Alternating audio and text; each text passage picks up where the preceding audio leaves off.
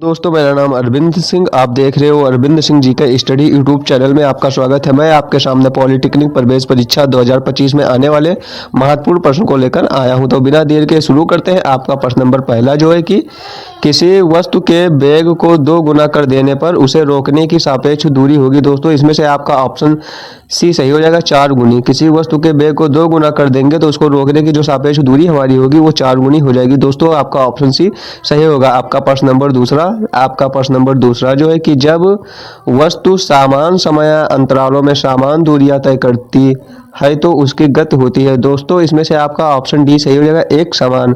जब कोई वस्तु समान समय अंतरालों में समान दूरियां तय करती है तो उसकी गति जो हो जाएगी वो एक समान हो जाएगी। दोस्तों आपका प्रश्न नंबर 3 जो है कि एक गतिमान पिंड समय के वर्ग के अनुक्रमानुपात में दूरियां तय कर रहा है तो पिंड का त्वरण होगा। तो पिंड का जो त्वरण हमारा होगा वह नियत होगा। आपका ऑप्शन इसमें डी सही हो जाएगा, नियत। तो दोस्तों आपसे निवेदन है कि चैनल को सब्सक्राइब तथा वीडियो को लाइक जरूर कर दीजिएगा। आप लोग सब्सक्राइब नहीं करते हैं दोस्तों, कर दीजिएगा। चलते हैं आपका अगला प्रश्न नंबर 4 जो है कि एक इलेक्ट्रॉन तथा एक प्रोटॉन को एक दूसरे के समीप लाने पर उनकी स्थितिज ऊर्जा होगी। दोस्तों इसमें पूरा कि एक इलेक्ट्रॉन को तथा एक प्रोटॉन को एक दूसरे के समीप लाने पर उनकी स्थितिज ऊर्जा क्या होगी।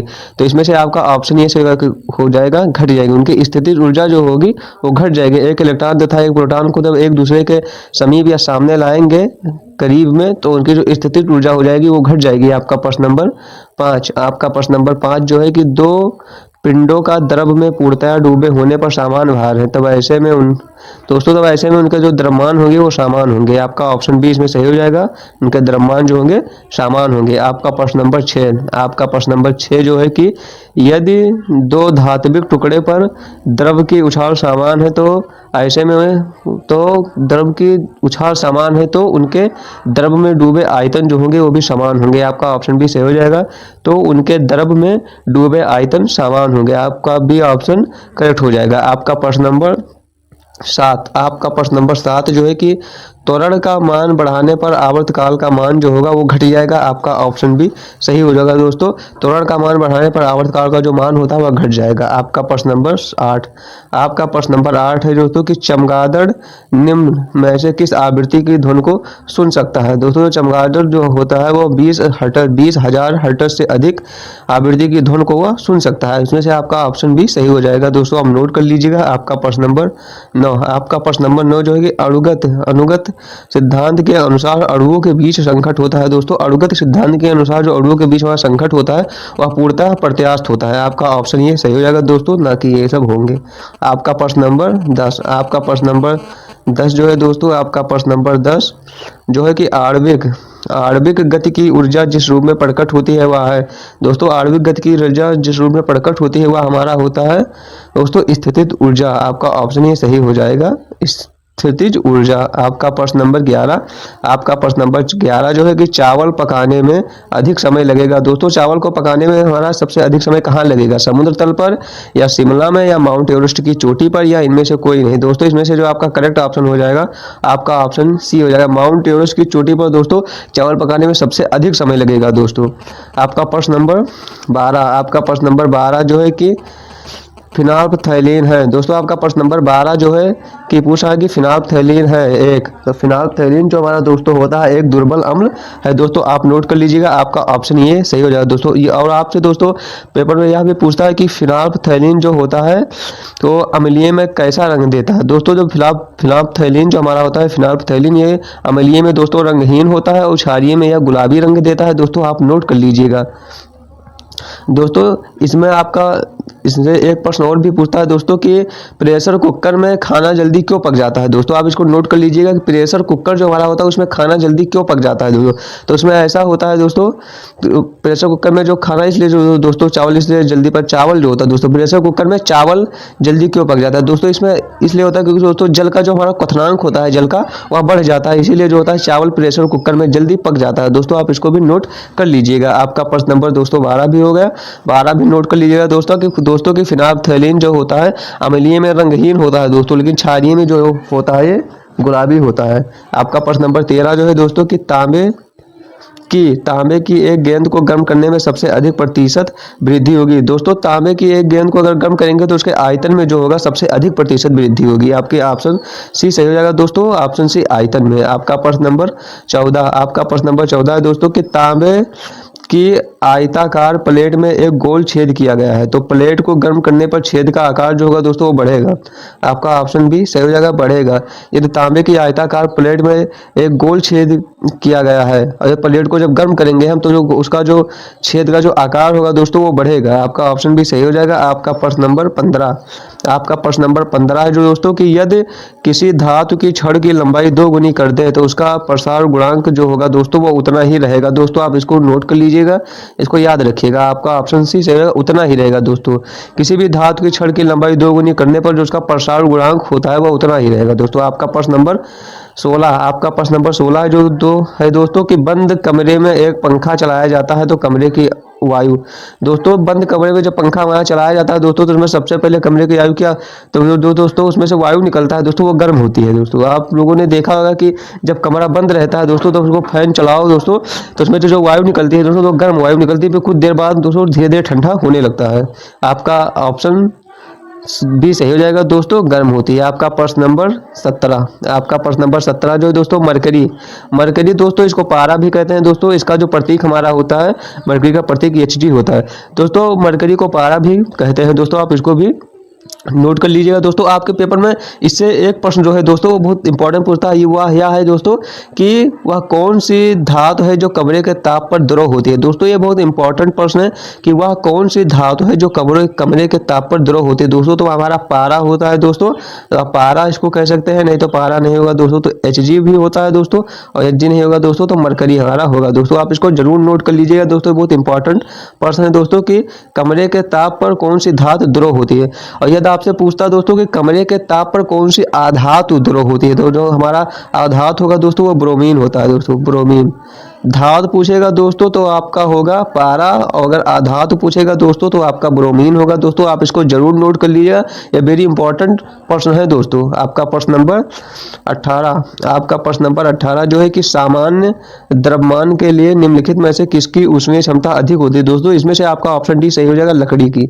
आपका प्रश्न नंबर 19, आपका प्रश्न नंबर 19 जो है दोस्तों कि पूर्णतः कृष्ण पिंड की अवशोषकता होती है दोस्तों। पूर्णतः जो हमारी कृष्ण पिंड की अवशोषकता होती है वो हमारा 1 होता है। आपका ऑप्शन भी सही हो जाएगा दोस्तों। आपका प्रश्न नंबर 20, आपका प्रश्न नंबर 20 जो है कि किसी द्रव को शीघ्र ही शीतल करने के लिए शीतलन व्यवस्था लगानी होगी, तो किसी भी द्रव को शीतल करने के लिए उसमें शीतलन व्यवस्था जो कहाँ लगानी होती है, शीर्ष पर लगानी होती है दोस्तों। आपका ऑप्शन भी सही हो जाएगा, शीर्ष पर। आपका प्रश्न नंबर 21, आपका प्रश्न नंबर 21 है जो कि विद्युत संयोजक बंध बनता है इलेक्ट्रॉनों के, तो जब हमारा विद्युत संयोजक बंध होता है या बनता है इलेक्ट्रॉनों के स्थानांतरण से दोस्तों। आपका ऑप्शन सी सही हो जाएगा दोस्तों। आपका प्रश्न नंबर 22 जो है दोस्तों कि सोना का प्रतीक है दोस्तों। सोना जो हमारा गोल्ड होता है इसका प्रतीक क्या होता है दोस्तों। तो सोने का जो हमारा प्रतीक होता है वो ये यू होता है दोस्तों, और जो ये जी जो है दोस्तों ये ए और जी ये हमारा जो दोस्तों होता है उसका सिल्वर का, चांदी का, इसको अर्जेंटम कहते हैं। Mg जो हमारा दोस्तों मैग्नीशियम होता है, पता ही होगा आप लोगों को। Hg तो अभी बताया दोस्तों मरकरी या पारा होता है दोस्तों, आप इसको नोट कर लीजिएगा। आपका प्रश्न नंबर 23, आपका प्रश्न नंबर 23 जो है दोस्तों कि तेल के हाइड्रोजनीकरण की अभिक्रिया है दोस्तों। तेल के जो हमारे हाइड्रोजनीकरण की अभिक्रिया होती है वह विषमांगी उत्प्रेरण होता है दोस्तों। विषमांगी उत्प्रेरण ना कि समांगी उत्प्रेरण होगा, विषमांगी उत्प्रेरण, आप ध्यान दीजिएगा।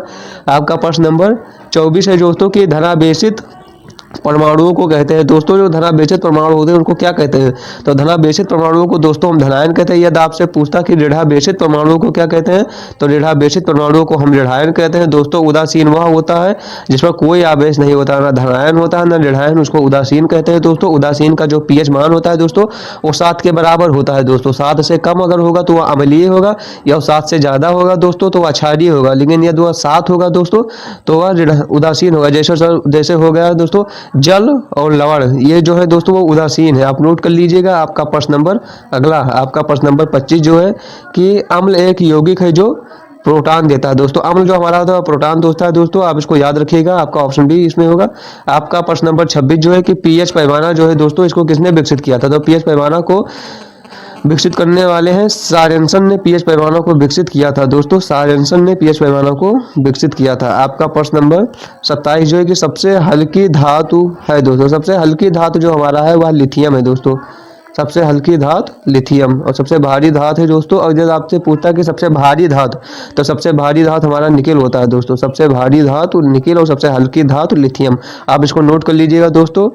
आपका प्रश्न नंबर अगला, आपका प्रश्न नंबर 28 जो है कि शून्य समूह प्रस्तावित किया है। तो शून्य समूह जो है उसको किसने प्रस्तावित किया है? तो दोस्तों शून्य समूह को रेमसे ने प्रस्तावित किया था दोस्तों, रेमसे ने। मेंडलीफ ने तो आवर्त सारणी को बनाया था दोस्तों, आप लोगों को पता होगा मेंडलीफ की आवर्त सारणी, आप लोगों ने सुना होगा दोस्तों मेंडलीफ की आवर्त सारणी। आपका प्रश्न नंबर 29, आपका प्रश्न नंबर 29 जो है कि प्राकृतिक रेशा है दोस्तों, जो प्राकृतिक रेशा हमारा है वह कौन सा है दोस्तों? प्राकृतिक रेशा जो हमारा है वह रेशम है दोस्तों। आपका ऑप्शन डी सही होगा, रेशम। आपका ऑप्शन डी इसमें सही हो जाएगा दोस्तों। रेशम जो हमारा है एक प्राकृतिक रेशा है दोस्तों। आपका प्रश्न नंबर 30 दोस्तों, आपका प्रश्न नंबर 30 जो है कि जेली एक प्रकार का है दोस्तों, जेली जो हमारा है एक प्रकार का दोस्तों मिश्रण है। आप इसको नोट कर लीजिए। जेली जो होता है दोस्तों, यहाँ पर दोस्तों एक मंत्र और रहना चाहिए, जेली, जेली एक प्रकार का है मिश्रण है हमारा दोस्तों। आपका ऑप्शन सी सही हो जाएगा दोस्तों। आपका प्रश्न नंबर 31 दोस्तों, आपका प्रश्न नंबर 31 जो है पूछ रहा है कि केल्विन किस राशि का मात्रक है। जो दोस्तों केल्विन है किस राशि का मात्रक है? तो केल्विन जो है दोस्तों ताप का मात्रक है दोस्तों, आप इसको नोट कर लीजिएगा, केल्विन ताप का मात्रक है। आपका प्रश्न नंबर 32 है दोस्तों, जो स्क्रू गेज होता है वो किस सिद्धांत पर कार्य करता है? जो हमारा स्क्रू गेज होता है दोस्तों वो पेज की सिद्धांत पर कार्य करता है। आपका ऑप्शन भी सही हो जाएगा दोस्तों, आप नोट कर लीजिएगा। आपका प्रश्न नंबर 33 है दोस्तों कि जो बूट पॉलिश होता है, बूट पॉलिश को बनाने के लिए प्रयोग किए जाने वाला तेल है दोस्तों, बूट पॉलिश बनाने के लिए जो उसमें बनाने के लिए जो तेल होता है दोस्तों उसको क्या कहते हैं दोस्तों? आपका ऑप्शन ये है कि खनिज का तेल, ऑप्शन बी है तारपीन का तेल, ऑप्शन सी है वनस्पति का तेल, ऑप्शन डी है मछली का तेल। इसमें से जो आपका करेक्ट ऑप्शन हो जाएगा, आपका ऑप्शन हो जाएगा बी, तारपीन का तेल। बूट पॉलिश बनाने के लिए तारपीन के तेल का प्रयोग किया जाता है दोस्तों। आप इसको नोट कर लीजिएगा दोस्तों कि बूट पॉलिश बनाने के लिए प्रयोग किया जाने वाला तेल है तारपीन का तेल। आपका प्रश्न नंबर अगला, आपका प्रश्न नंबर 34 जो है कि डायनामाइट जो होता है दोस्तों, डायनामाइट का आविष्कार किया था। तो दोस्तों जो डायनामाइट होता है उनका आविष्कार जो है अल्फ्रेड नोबेल ने किया था दोस्तों, अल्फ्रेड नोबेल ने डायनामाइट का आविष्कार किया था दोस्तों।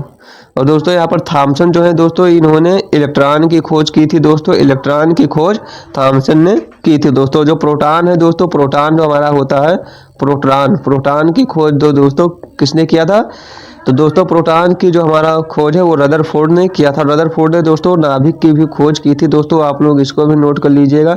रदरफोर्ड जो है इन्होंने प्रोटॉन की खोज की थी दोस्तों। इलेक्ट्रॉन की खोज थॉमसन ने, प्रोटॉन की खोज रदरफोर्ड ने, और न्यूट्रॉन की खोज दोस्तों, न्यूट्रॉन की खोज भी बता दे रहा हूँ दोस्तों,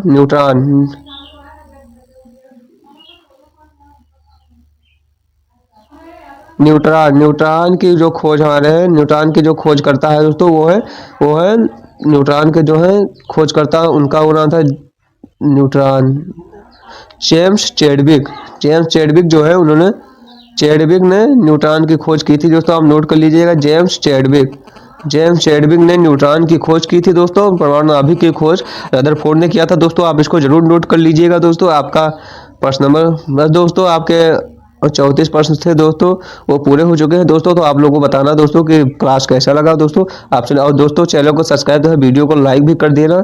और मिलते हैं नेक्स्ट वीडियो में दोस्तों। मैंने दोस्तों पॉलिटेक्निक का ऑलरेडी बहुत सी वीडियो अपने चैनल पर अपलोड कर दिया हूँ दोस्तों, आप उसको भी देख लीजिएगा दोस्तों। और मिलते हैं नेक्स्ट वीडियो में।